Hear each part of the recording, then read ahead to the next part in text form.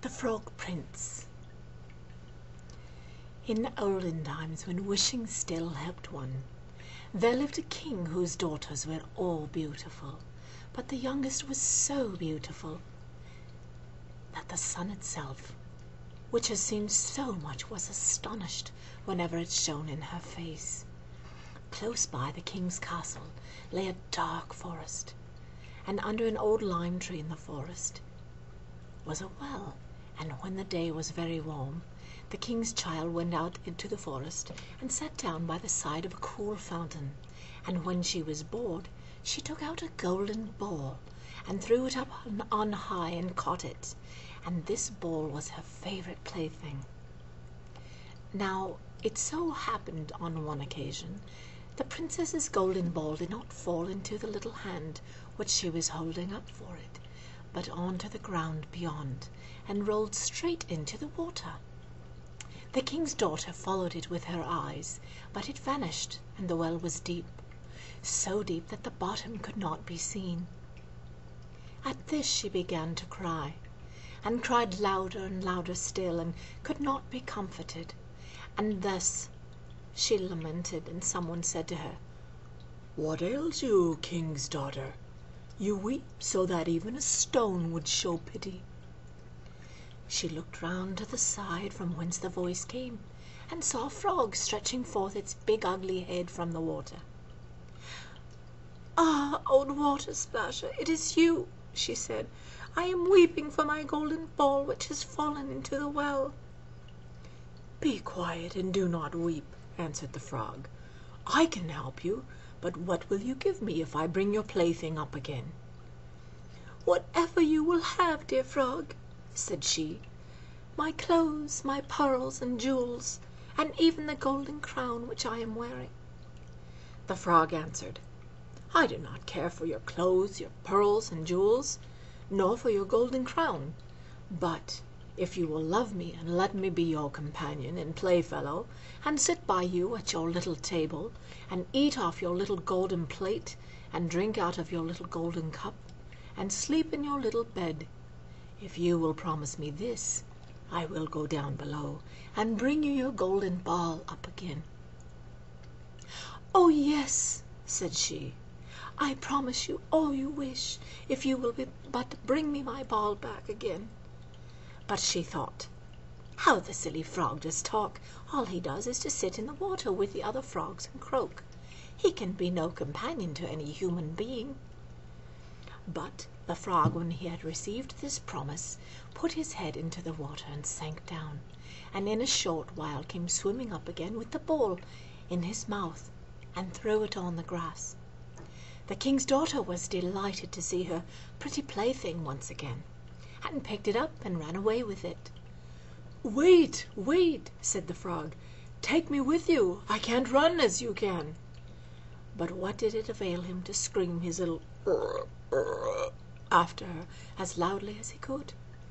But she did not listen to it, but ran home, and soon forgot the poor frog, who was forced to go back into his well again. The next day, when she had seated herself at the table with the king and all the courtiers, and was eating from her little golden plate, something came creeping, splish splash, splish splash, up the marble staircase, and when it had got to the top, it knocked at the door, and cried, "Princess, youngest princess, open the door for me." She ran to see who it was at the door, but when she opened it, there sat the frog in front of it. Then she slammed the door to, in great haste, sat down to dinner again, and was quite frightened. The king saw plainly that her heart was beating violently, and said, "My child, what are you so afraid of? Is there perchance a giant outside who wants to carry you away?" "Ah, no," replied she, "it is no giant, but a disgusting frog." "What does a frog want with you?"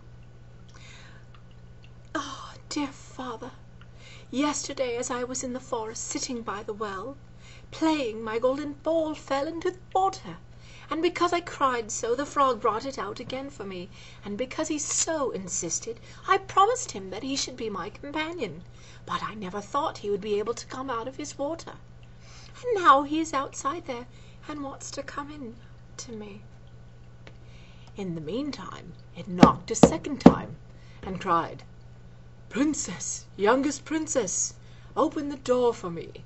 Do you not know what you said to me yesterday by the cool waters of the well? Princess, youngest princess, open the door for me." Then said the king, "That which you have promised must you perform. Go and let him in." She went and opened the door, and the frog hopped in and followed her step by step to her chair. There he sat and cried, "Lift me up beside you." She delayed until at last the king commanded her to do it. Once the frog was on the chair, he wanted to be on the table, and when he was on the table, he said, "Now push your little golden plate nearer to me, that we may eat together." She did this, but it was easy to see that she did not do it willingly. The frog enjoyed what he ate, but almost every mouthful she took choked her.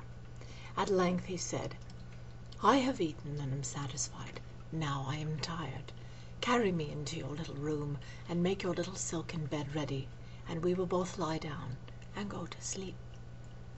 The king's daughter began to cry, for she was afraid of the cold frog which she did not like to touch, which was now to sleep in her pretty clean little bed.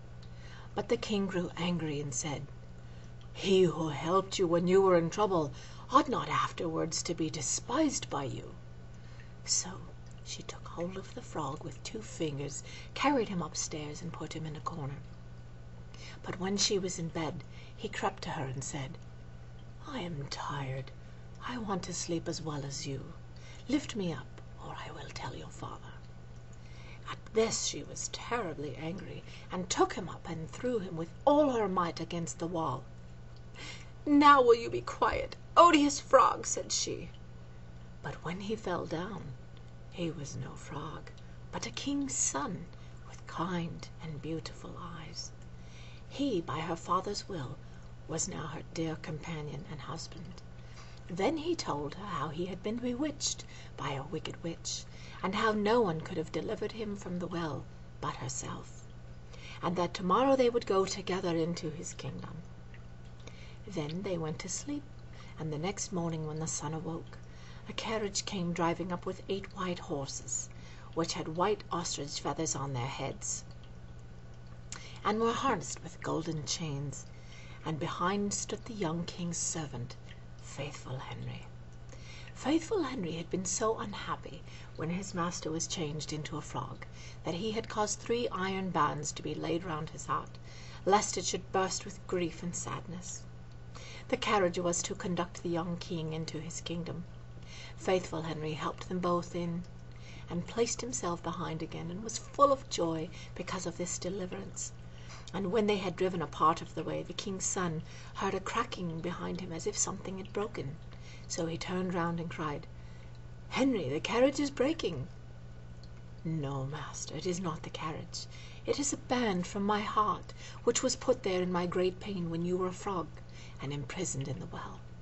Again and once again while they were on their way, something cracked, and each time the king's son thought the carriage was breaking, but it was only the bands which were springing from the heart of Faithful Henry, because his master was set free and was happy. The end.